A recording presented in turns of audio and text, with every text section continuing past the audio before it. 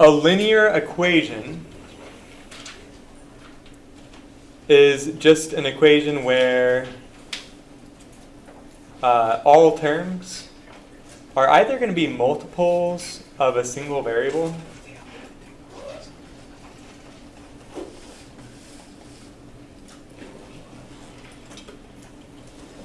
or constant.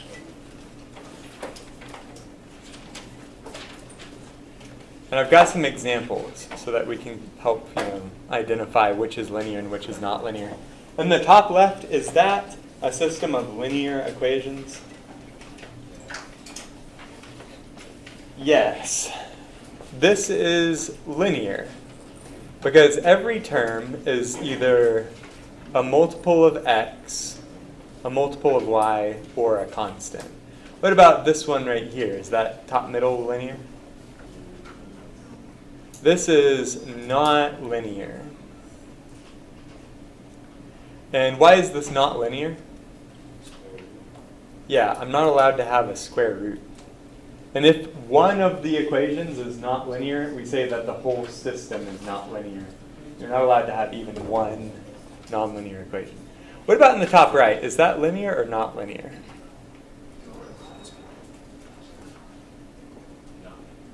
This is not. And why is this not linear?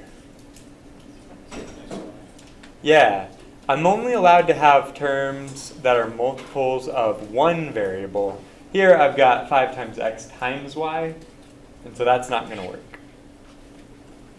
What about this equation, system of equations in the bottom left? That is linear. What about in the bottom middle? Okay, why is that not linear? Yeah, I'm not allowed to have x squared. And what about bottom right? The system in the bottom right is linear. Any questions? So linear equations is kind of an exclusive club. It's mostly about things you're not allowed to have in your equations. And we're only going to worry about the linear equations because the linear equations are the easiest ones to solve. Today we're only talking about linear equations. If I ask you to verify a solution, like in this exercise, I say verify that x equals -7 and y equals 15/2 is a solution to the following system of equations. That means plug in these values and make sure that the equations work. Both equations have to be valid. If only one equation is valid, but the second one doesn't work with your solution, then that is not a solution. Make sure these equations are valid. So what you would do to show your work here is say, okay, if x equals -7, y equals 15/2, then this first equation would become -7 plus 2 times 15/2 equals 8. What is 2 times 15/2?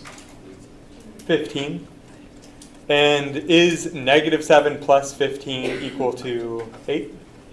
Yeah. So we just verified the first equation, and now we want to verify the second equation. This would be 3 times -7 plus 4 times 15/2. What is 3 times -7? -21. And what is 4 times 15/2? 30. And is -21 plus 30 equal to 9? Yes. And so it looks like that really is a solution to my system of equations.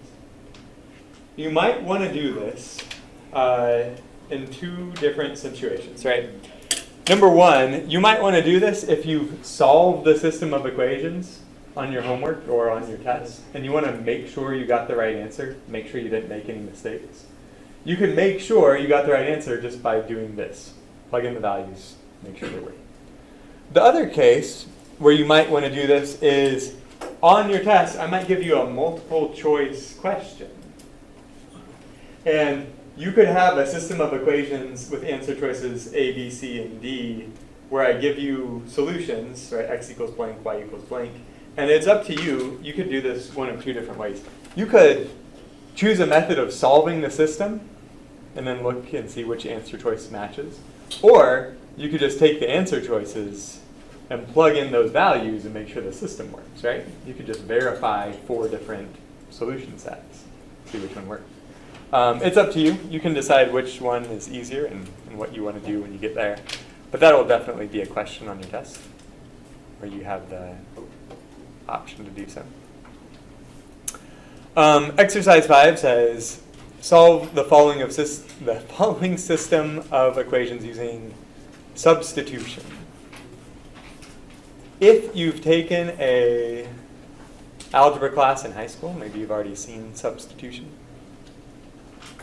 What substitution means is we're going to take one of the equations and we are going to solve this equation explicitly for just one of the variables. I'm going to solve the first equation for x. And I can solve for x if I subtract 2y from both sides. If I subtract 2y from both sides, I get x equals negative 2y plus 8.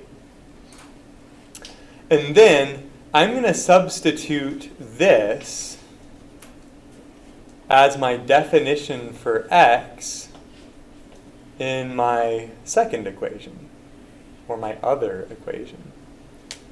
And then I would get 3 times negative 2y plus 8 plus 4y equals 9. And this is great because now I just have one equation with one unknown variable. And we already know how to solve this from our class last time. I'm going to distribute the 3, and I'll get negative 6y plus 24 plus 4y equals 9. If I want to collect my like terms, then I would have negative 2y plus 24 equals 9. And then in my next step, I might want to subtract 9 from both sides and then add 2y to both sides. So on the left side, the 2y's cancel, and 24 minus 9 is 15. On the right side, the 9's cancel, and I get 2y, and that means y is equal to 15 halves, because you divide both sides by 2. That is half of my solution. So I just found out what y is. I also need to find out what x is to get the whole solution.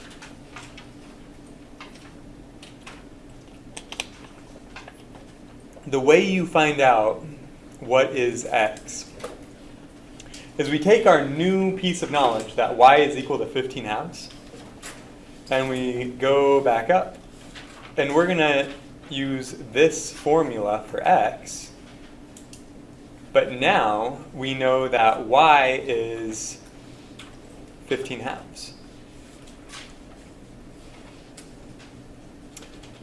So this would be negative 15 plus 8, and that means x is negative 7. So that's the other half of my solution here.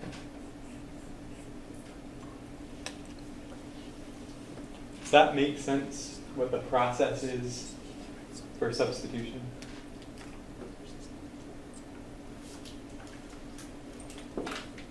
You start off by taking one equation and you solve explicitly for one of the variables. In this case, we took the first equation, we solved explicitly for x.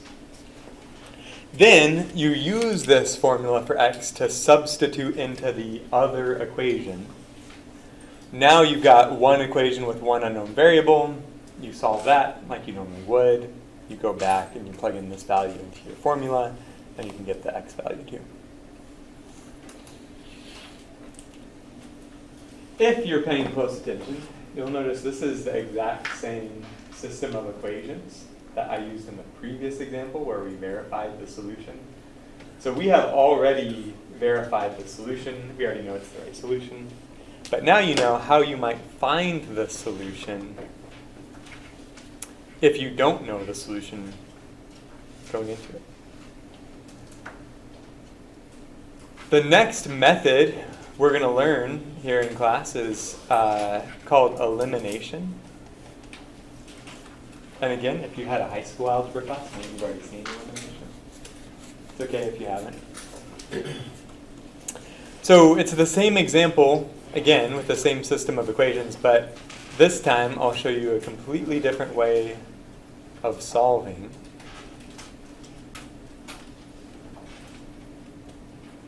And the trick here is saying, I notice that if I multiply the first equation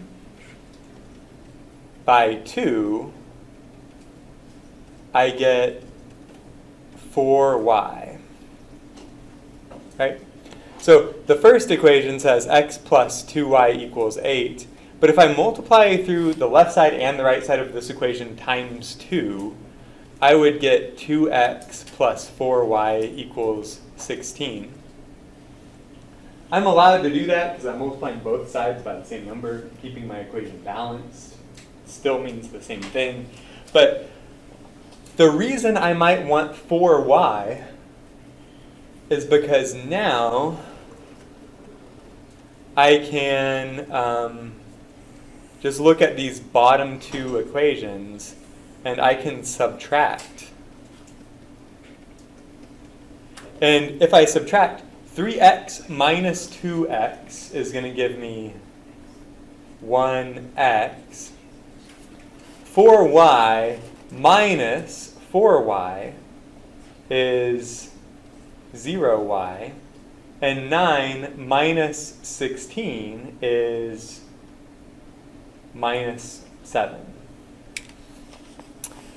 In other words, I just learned that x is negative 7. So the reason we call this method elimination is because I was just able to eliminate the y variable. And I eliminated the y variable by subtracting these two equations that had the same coefficient on y. And I forced this to have the same coefficient for y because I noticed if I just took the first equation and I multiplied by 2, then I could get 4y, just like in the second equation. So it's maybe a little bit trickier, but it's a little bit faster too, I think, compared to substitution. And then if you want to find out the other half of your solution, right, like what is y, you just take one of these equations, you plug in x equals 7, x equals negative 7, and then 2y is equal to 15, and y is equal to 15 halves. Again, if you're really paying close attention, you might notice this is the same solution we got to the previous exercise with the same system of equations. So if you use one method or another, you still will get the same answer both ways, as long as you're not making any kind of mistakes. Different methods, same solution, as long as you don't make any little mistakes along the way. Any questions about how to do elimination? Could you plug in x for the second equation? Yes, you could definitely do that as well. So we found x equals negative 7 first, right? What if instead I wanted to take the second equation, plug in negative 7 for x, and then solve for y? I would get negative 21 plus 4y equals 9, or 4y equals 30, right? Negative 21, add 21 to both sides, and you get 4y equals 30. And that means y is equal to 30 divided by 4, and you simplify that fraction, and you get the same answer. There's also one other variant here, right? What if I wanted to eliminate my x variable instead of eliminating my y variable? Yeah, somebody already said it. I could take my first equation and multiply by 3, and that would become 3x plus 6y equals 24. And then when I subtracted, 3x minus 3x would zero out the x's, and I would get 4y minus 6y. And I would end up finding the y value first, and then plug in to get the x value. But you should get the same answer either way you do it. You kind of have your own freedom to choose when it comes to that. But good questions. Great questions. There's one more method we're going to learn in class. And this method is going to be both longer and more difficult than substitution and elimination. So you might wonder why. Why would we ever do this if it's longer and more difficult?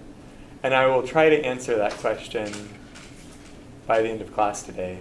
But for right now, I'm just going to show you how to do it. We're going to solve this system of equations by writing its augmented matrix. That's step 1.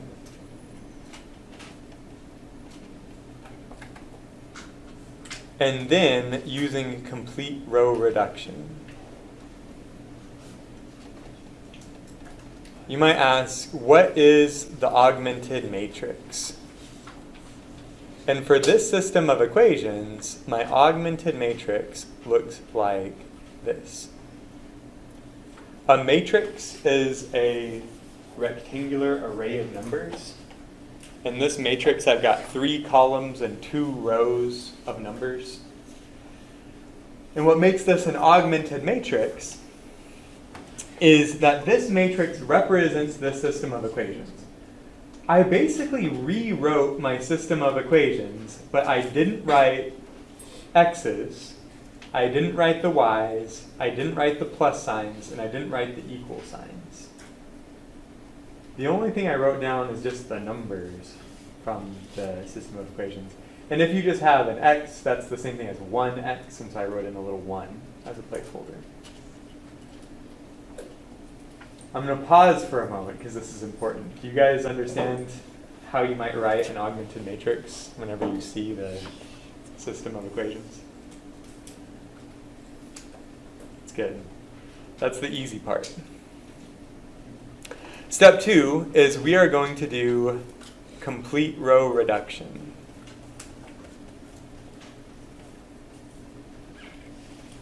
And I'll show you as best I can, show you what I mean by this.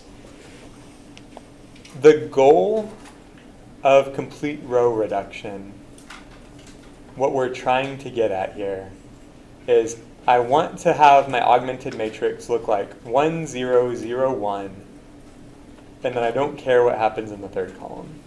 What I really want is to have 1, 0, 0, 1. Okay? How can I get from here to there? The process is called row reducing, and one first step that I might do here when I row reduce this thing is I might say, let me take row 2 and replace row 2 with row 2 minus row 1 times 3.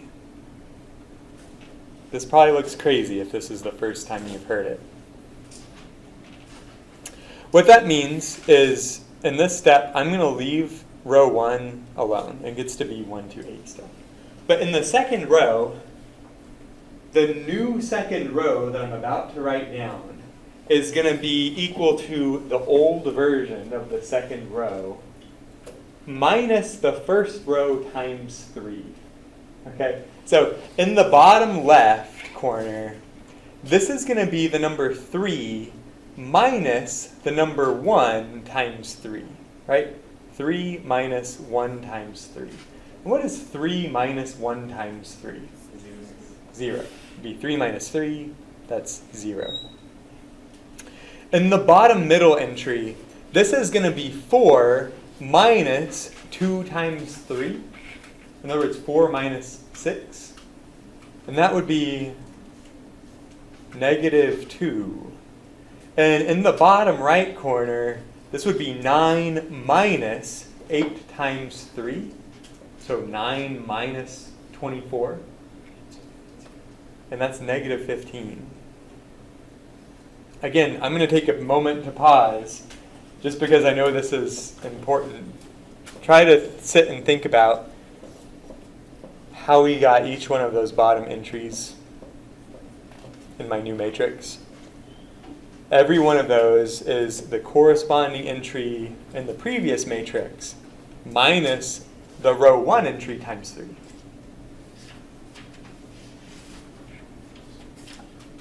It's okay if it's a little bit confusing right now. We're going to see more examples. But that's my first step. And we're just a little bit closer to my goal because I have a 1 and I have a 0. Maybe the next thing I want is to make this 2 into a 0. And the way I'm going to make that happen is I'm going to take the first row and replace that with row 1 plus row 2. So in this step, I'm going to leave my second row the same. But my first row is now going to be 1 plus 0, which is 1. My second entry in the first row is going to be 2 plus negative 2, which is 0. And my third entry in the first row is going to be 8 plus negative 15, which is negative 7. Now, I've got a 1, a 0, and a 0. The last thing I want to happen is I want this negative 2 to be a positive 1. And I can make that happen if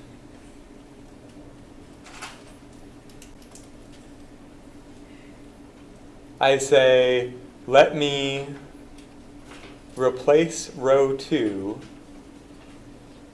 with row 2 divided by negative 2. So the first row stays the same. In the second row, I take each entry and I divide by negative 2. So what is 0 divided by negative 2? 0. What is negative 2 divided by negative 2? 1.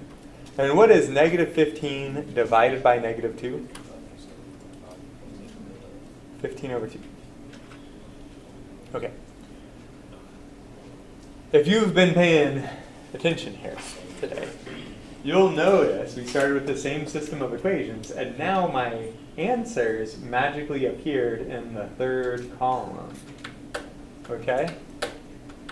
We got 1, 0, 0, 1, and then look, my answer has always been x equals negative 7, y equals 15 halves. And you see negative 7 and 15 halves. The reason this works is because this augmented matrix represents the equations 1x plus 0y equals negative 7, and the second equation represents 0x plus 1y equals 15 over 2.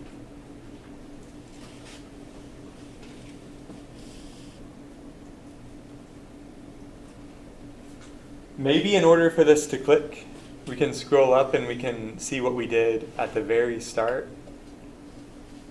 Whenever I wrote this augmented matrix, I was just writing the system of equations, but I was not writing x plus y or equals. Okay, it was just a shorthand of the system of equations. And so what I'm doing at the end to get my answer back is I have to go back and add in the symbols I haven't been writing the whole time. I have to write x, I have to write plus, I have to write y, and I have to write equals.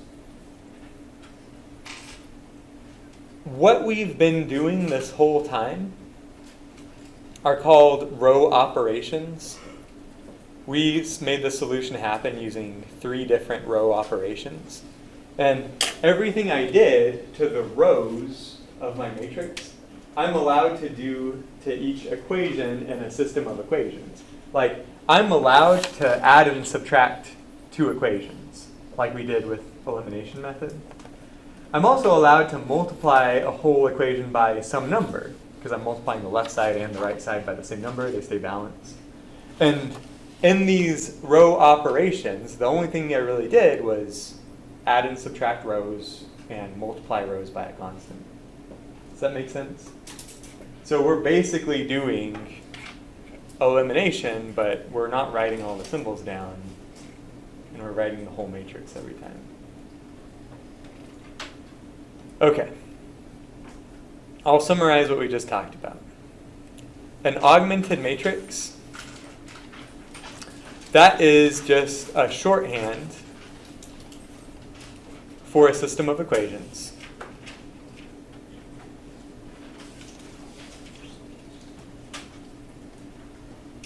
Where we don't write x, y, plus, or equals. We just the numbers. We just write the numbers. And it's also important too, if you have minus signs, if you have negative numbers, you have to also write down the minus part, because the negative sign is part of the number. It tells you it's a negative. So make sure you keep those when you write your augmented matrix. What is the goal of row reducing an augmented matrix? Well, the goal here is we get 1, 0, 0, 1. And when we get that, our rightmost column is going to find the solutions for x and y. That's what we're eventually trying to get to in the process of row reducing.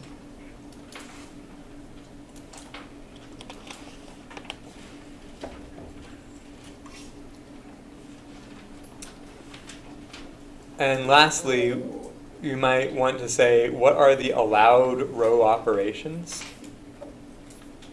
There's 3 allowed row operations. First, you're allowed to add or subtract 1 row to or from another row.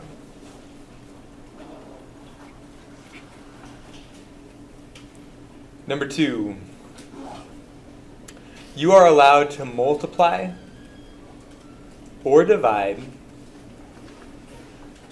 1 row by a constant.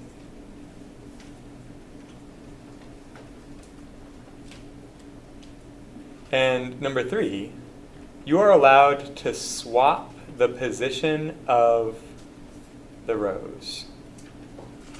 If you just feel like you want row number 1 to be on top and row number 2 to be on the bottom for any reason, maybe that makes it easier, maybe it moves a 1 or a 0 to a position you like, you can change them.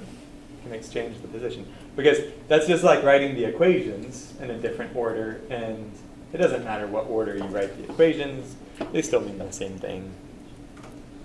Those are the only 3 things you're allowed to do whenever you're row reducing a matrix. Notice what you're not allowed to do. You cannot add or subtract a constant to a row. You can only add and subtract 2 rows, okay? Also, while you can multiply and divide a row by a constant, you cannot multiply or divide 2 rows, okay? That wouldn't fly. Those are the 2 most common mistakes, but, you know, if you've got this in your notes, maybe we can manage to stick to the things we're allowed to do. Any questions about this? Do you need more time to write it? And of course, you can always go back and look at this. I'll post my finished notes to the Canvas. Let's do another example. We'll keep doing examples until we're out of class time here, so you can get more of an idea. We want to solve this system of equations by writing its augmented matrix and using complete row reduction. So what do I write down this time for my augmented matrix?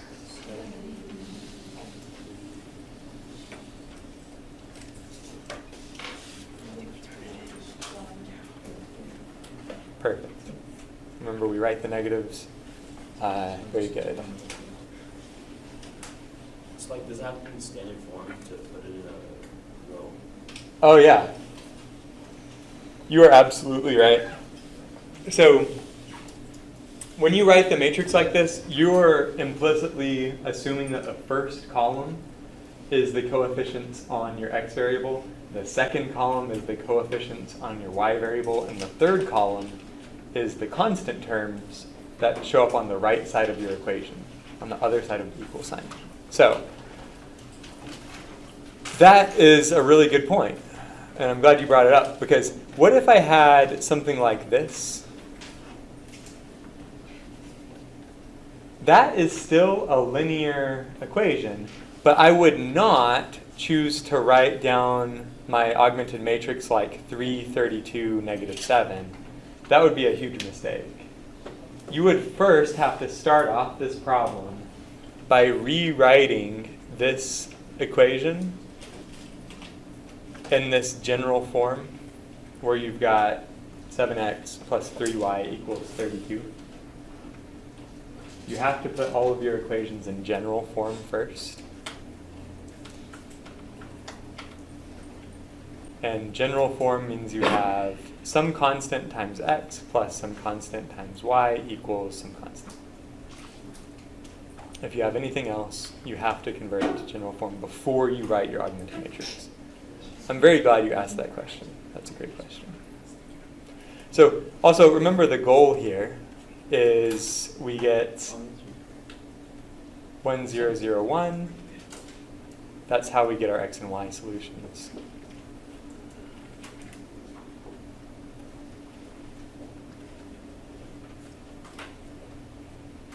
And looking at this, I don't really have, I normally think, okay, top left corner, how do I make that into a 1? There's not a way I could make that into a 1 by adding or subtracting the second row. Not in one step anyways. I could actually make the first 7 into a 1 if I chose to divide the first row by 7. Right? I'm not going to do that because then I would get 3 sevenths for the next entry and 32 sevenths for the last entry. And I hate using fractions when I do matrix stuff because adding and subtracting fractions takes so long. You've got to find a common denominator, blah, blah, blah. And I don't want to do that. So there's always going to be a way to solve these without having to use fractions, and I encourage you to try to look for another way. Instead, I think the first thing I would try here is say, let's replace row 1 with row 1 plus row 2. And that's not going to get me a 1 there, but it's going to get me closer, because what is 7 plus negative 4? 3. And what's 3 plus 1? 4. And what's 32 plus negative 40? Negative 8. So again, I don't have a 1 there, but I'm a little bit closer maybe. And that's the goal. We just get a little bit closer every time. In my next step, I might want to say, let's replace row 2 with row 2 plus row 1.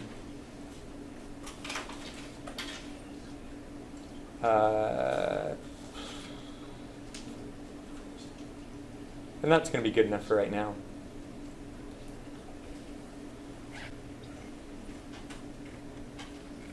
So this is going to be row 2 plus row 1. What's negative 4 plus 3? What is 1 plus 4?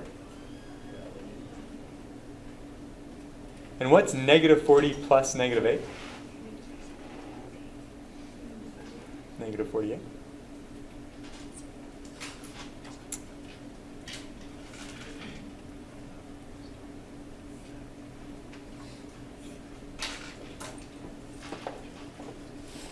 Okay. At this point, I can actually get a 1 in the top left corner. And I can make that happen by replacing row 1 with row 1 plus row 2 times what constant? 2. Do you see that? If I take 3 plus negative 1 times 2, that'll give me 1. And that's what I need to happen up there in the top left corner. What happens to my middle element? I've got 4 plus 5 times 2, 14. And then this is a little bit tricky, so I'm going to write it down. Negative 8 plus negative 48 times 2. That's negative 8 plus negative 96. It's going to be negative 104. By the way, this is a good time to tell you, you can use this. If you buy this calculator, this specific TI-30X2S calculator, and you bring it to your next test, you're allowed to use this calculator from now on for every test. So if you don't want to have to do that in your head and you don't want to make any mistakes, you could always type in negative 8 plus negative 48 times 2 into your calculator, and it'll tell you that was 104. Don't forget to go buy that and bring it to your next test. And remember, that's the only calculator you're allowed to use. No Casios, no TI-36, no TI-30s. It has to be 30X2S. All right. Now, I got a 1 here. In the bottom left corner, I want that to be a number 0. The bottom left corner needs to be a 0. I can make that happen if I replace row 2 with what?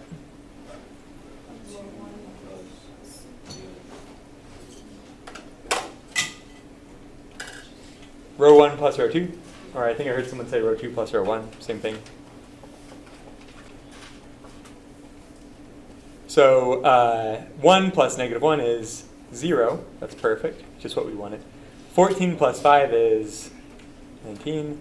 And negative 104 plus negative 48 is negative 152. And we're doing really good because I've got a 1 in the top left. I've got a 0 in the bottom left.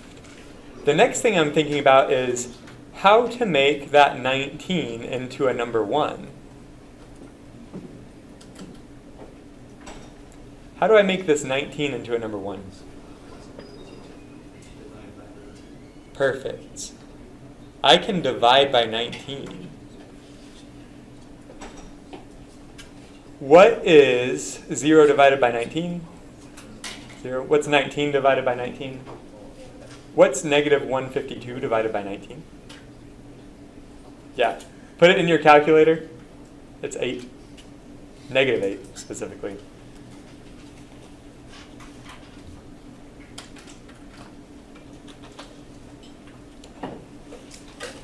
All right, I've got 1, 0, 1. The last thing I need is I need this 14 to be I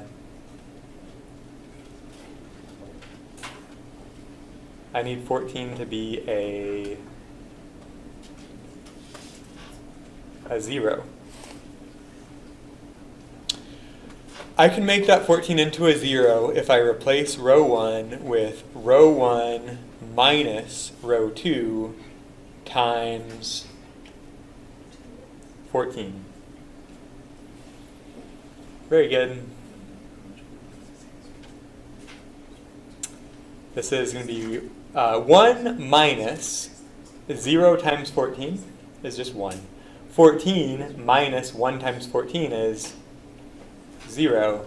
And then the only tricky one here is I have to do negative 104 minus negative 8 times 14. Again, you can put this in your calculator. This is 8. So, what's my solution? X equals Oh, 8. 8 and y equals negative 8.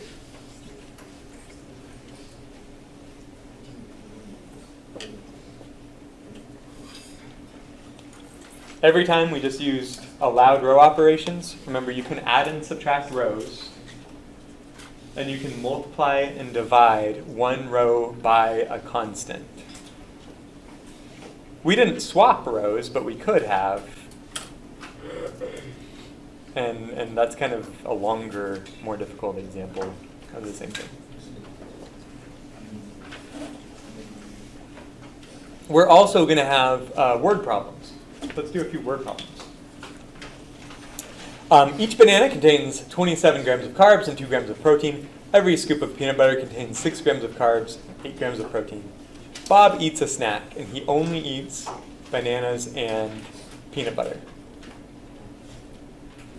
If Bob ate 45 grams of carbs and 26 grams of protein, how many bananas did Bob eat, and how many scoops of peanut butter did Bob eat? The first step here, we have to decide what is going to be X and what is going to be Y. So this is how you decide. How many bananas did Bob eat? X. This way, if I solve for X, then I can answer the question. Okay? How many scoops of peanut butter did Bob eat? Y. That way, if I solve for X and Y, I can answer both of my questions. Right? The first step is to decide what your variables are going to mean here. And the next step might require some trial and error, but I would write down 2 equations to solve my 2 unknown variables. Number 1, I have my carbohydrate equation. And number 2, I'm going to write down my protein equation. And for carbohydrates, I might say 27x plus 6y equals 45. The reason I wrote down that equation that way is because 27x is the total carbs I'm getting from bananas. 27 carbs per banana times x, which is the number of bananas, that's the total carbs from bananas as a source. Plus 6y, that's 6 carbs per scoop of peanut butter, and y is the number of scoops. So 6y is the total carbs from peanut butter. 45 is the total carbs, so that's carbs from banana plus carbs from peanut butter equals total carbs. That make sense? You gotta think about these. You gotta kind of spend some time thinking, does this equation make sense? Is this equation telling the story that I need it to tell? For protein, what should my protein equation look like?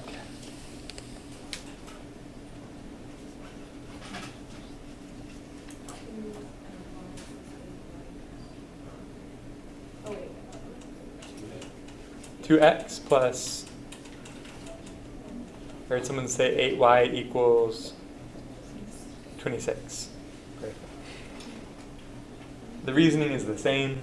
2x is all of the protein you're going to get from bananas. 8y is all of the protein you're going to get from the peanut butter. And 26 is the total protein for the whole thing. All right, if I want to write an augmented matrix, that would look like 27, 6, 45, 2, 8, 26. Now, in the interest of conserving class time, I am going to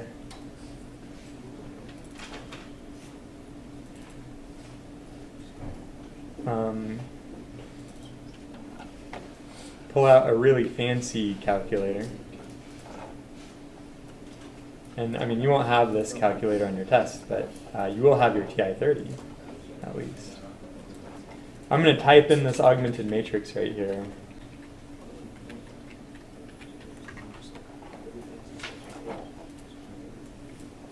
And we can row reduce this augmented matrix.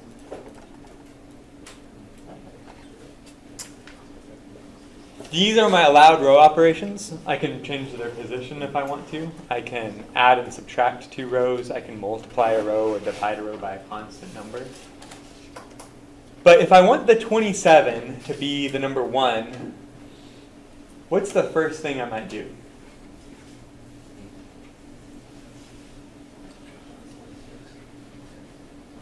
I could take row 1 minus row 2. And how many times do I need to subtract row 2 in order to make that 27 into a 1? 13. Because if I do 27 minus 2 times 13, that would be 27 minus 26, and that would give me a 1.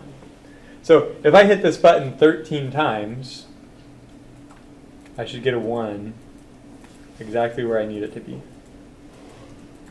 So on your paper, you would normally write row 1 equals row 1 minus row 2 times 13 to make that happen. The next thing I want is I want that 2 to be a 0. How do I make the 2 into a 0?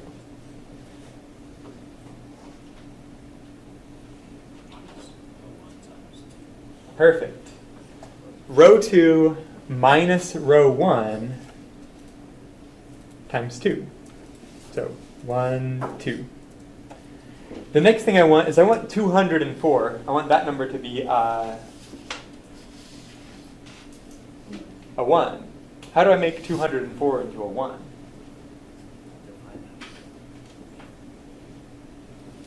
Row 2 divide by what number? 204. Okay. And finally, how do I make that negative 98 into a... I want to make it into a 0. How would I do that?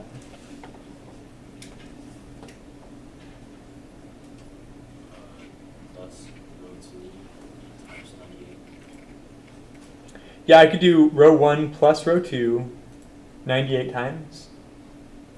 I'm going to save a little bit of time because that's would be really annoying. I'm going to go ahead and multiply row 2 by 98. Boop. Then do row 1 plus row 2. And then I'm going to divide row 2 by 98.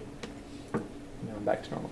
So now my solution is x equals 1 and y equals 3. Interpreting my solution, x equals 1, y equals 3. That means Bob ate 1 banana and 3 scoops of peanut butter. All right. We've got more examples. Jane's Auto Shop performs oil changes and tire rotations. On Monday, they performed 11 oil changes and 6 tire rotations, and they made $695. On Tuesday, they performed 5 oil changes and 8 tire rotations, and they made $395. What is the price of an oil change? I don't know, so I'm going to call that X. And what is the price of a tire rotation? I don't know that either. I'm call that Y. This way, if I can solve for X and Y, I can answer my questions. I might name 2 equations, my Monday equation and my Tuesday equation. What does my Monday equation look like?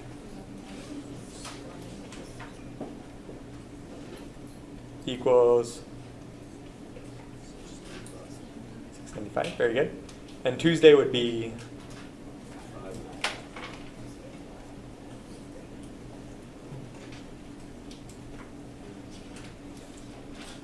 all right. Very good. On the test, we have to make these 2 images. Then once we get there, we don't have to make images. That's a good question. So the way that the final exam is written for this class, the final exam question says,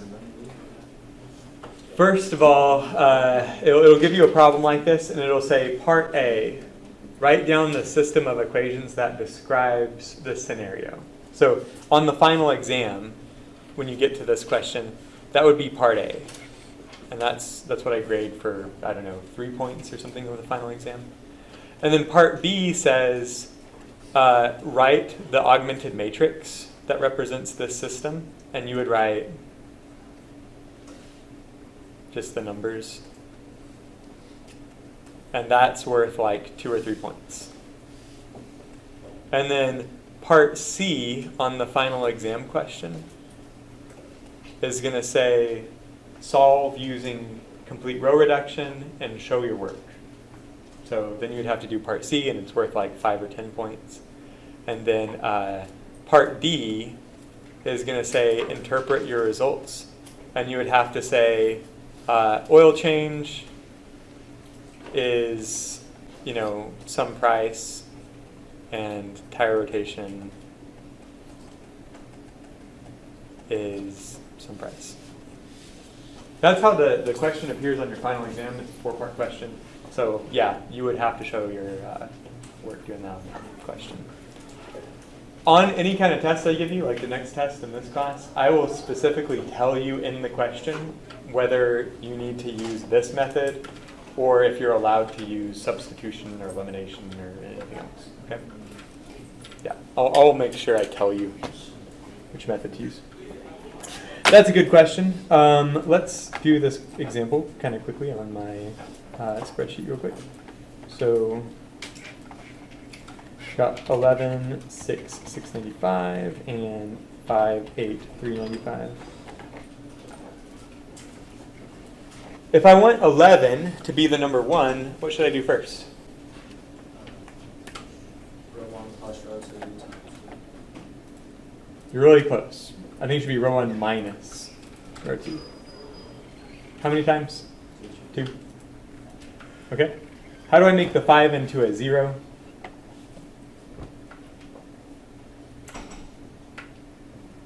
How about row 2 minus row 1? How many times? 5.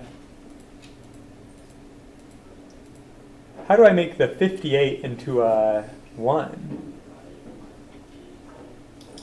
I could divide row 2 by 58. And then lastly, how do I make this 10 into a 0?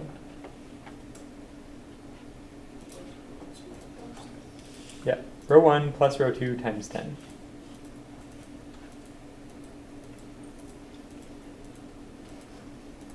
Cool. So x is 55, y is 15.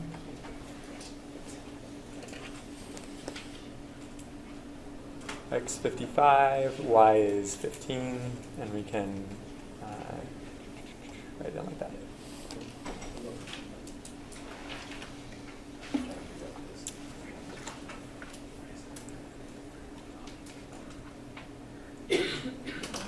Okay, Charles uses a heart rate monitor to measure his total calorie burn during his workouts. On Saturday, Charles ran 20 laps around the track and did 25 push-ups, and he burned 750 calories. On Sunday, he ran 16 laps and did 100 push-ups and burned 760 calories. How many calories are burned during 1 lap around the track? I don't know. We'll call that X. How many calories are burned during 1 push-up? We don't know, so we'll call it Y. What do my equations look like?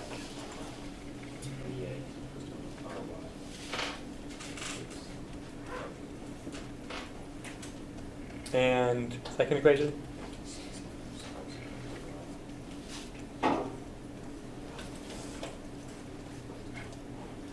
And if you wanted to write then the augmented matrix for the system of equations, remember it's just the same thing. You just say, I'm not going to write my x symbols. I'm not going to write my plus signs. I'm not going to write my y's. I'm not going to write my equal signs. And you have your augmented matrix. We'll go ahead and we'll skip solving this one because we've already solved a few today and I want to save time. But setting up these word problems is at least half the battle. And I prompted you to think about this at the first part of class. if you really think substitution is easier and elimination might be faster, why would anybody ever want to use an augmented matrix in complete row reduction? Yeah, you're right. If you have a system of 3 equations with 3 unknowns, it might actually be faster to do this, because substitution is miserable if you've got a system of 3 equations and 3 unknowns. So here's a quick little demonstration for you. What if you're like one of those companies that is always advertising on my Facebook feed, and they advertise like their smoothie powder? Like there's a UK brand named Huel that's trying to sell like ground up foods as a smoothie powder meal replacement. There's one called Kachava. It's a little bit more expensive. Their goal is to make a kind of smoothie powder using some fixed list of ingredients that they think are cheap to produce or healthy maybe. And they want to hit some certain macronutrient targets so that they can market their meal replacement shake as being healthy and look at these macros.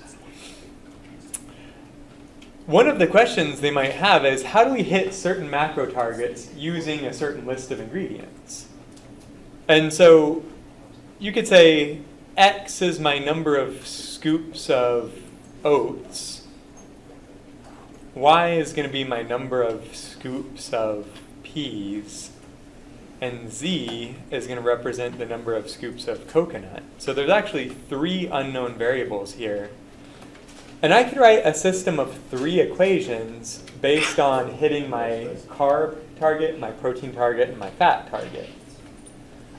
The carb equation might look like 7x plus 3y plus 4z equals 41. The protein equation might look like 2x plus 6y plus 1z equals 32. The fat equation may look like 1x plus 1y plus 5z equals 17.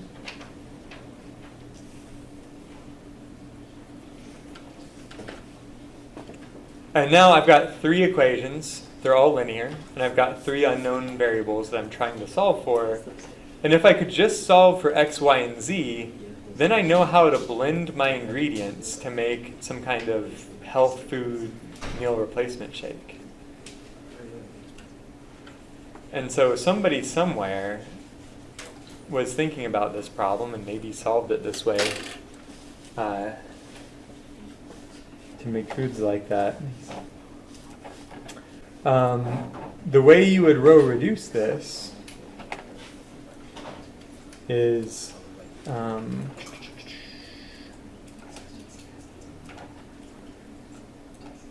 write your augmented matrix.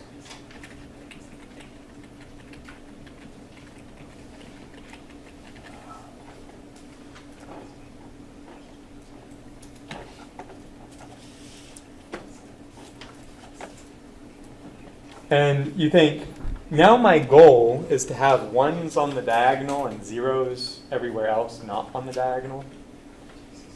And you might say, okay, I'll take row 1 minus row 2 and do that 3 times. And now I have a 1. I'll take row 2 minus row 1 a couple of times, and then row 3 minus row 1 once. I want the 36 to be number 1, so I'll do row 2 minus row 3. And I can't make it a 1, but I'll move on. Let me make the 16 into a 0. Row 3 minus row 2. I want the 40 to be a 1, so I'll divide row 3 by 40. I want the 9 to be a 0, so I'll do row 2 plus row 3, 9 times. And then I'll do row 1 minus row 3. And I'll do row 1 plus row 2 maybe a couple times. I'll divide row 2 by the number 4. And then I'll do row 1 minus row 2. Okay. So the solution would be x equals 3, y equals 4, z equals 2.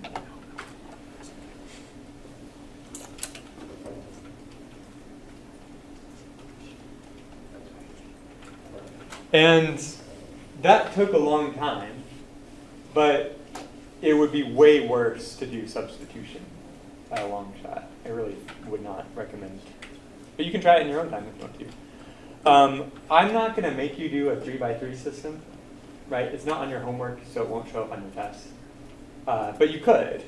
And you could do systems of any size. And it's faster. It's faster to do row reduction if you have a really big system. And in fact,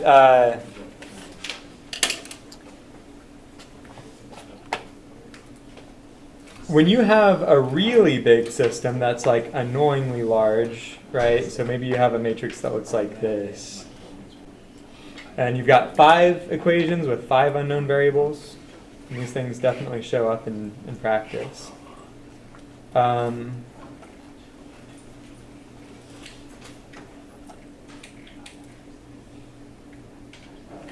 You don't want to even have to deal with it.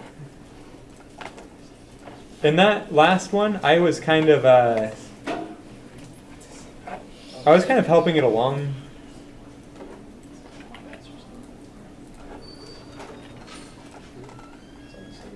The cool part of that last spreadsheet is it was doing all the adding and subtracting and multiplying for us. But I still had to click the buttons and tell it which row operation to do next, right? If you've got a really big system of equations, nobody wants to sit there and tell the computer which row operation to do next. And so in practice, you have a computer program like this one, where you just write instructions one after another. And if the computer just goes through and follows these instructions one line after another and reaches the end, then the computer can do row operations. And that's actually a 0. It's just a super tiny number because computers have round off error. But if I make that a 0, then you can just read off the solution from the right column of the solved matrix. And that's awesome. Computers cannot solve with substitution. If you hand a computer a handwritten system of equations and say, please do substitution to this for me, the computer won't be able to do it. But if you hand the computer an augmented matrix like this, and you ask it to do row operations, that's something you can actually program.